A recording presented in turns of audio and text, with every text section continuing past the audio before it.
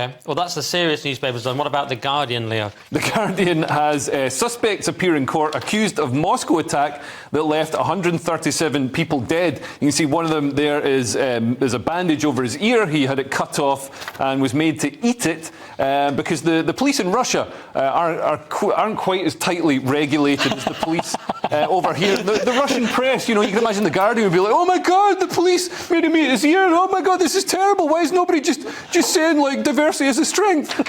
So yeah, you can see the other guy has obviously had a bad night. I've seen footage of him with electrodes on his testicles, which unfortunately we can't show. But yeah, so this is, and also, I mean, this is the whole thing's been absolutely crazy. So Putin's come out and said, oh, it's definitely Ukraine, even though Islamic State themselves have released videos, released photos proving that it was them, and, like, you know, saying, yeah, it's definitely us. They must be absolutely furious. They can't even get credit. They can't get screenwriting credit on their own production. Yeah, and just for balance, can I just say I'm on the side of whoever's cutting people's ears off and putting electrodes on their testicles. Like, they're my guys. I agree with. I just like their policies. I just like who they are. You're part of the testicle guys, yeah? Yeah. I'm the non-cutting ear off side. Go on, Paul. Well, I mean, it's very revealing from Putin, isn't it? The guy's a psychopath. He has to be, because... Great guy. Great guy. I mean, this is why we love him here. But the guy has to be a psychopath. This is 133 dead. By the way, if this had happened in our country or in the US or somewhere like that, there would have been a methodical, slow process of identifying. We wouldn't have known too much. It would have gone on in the background.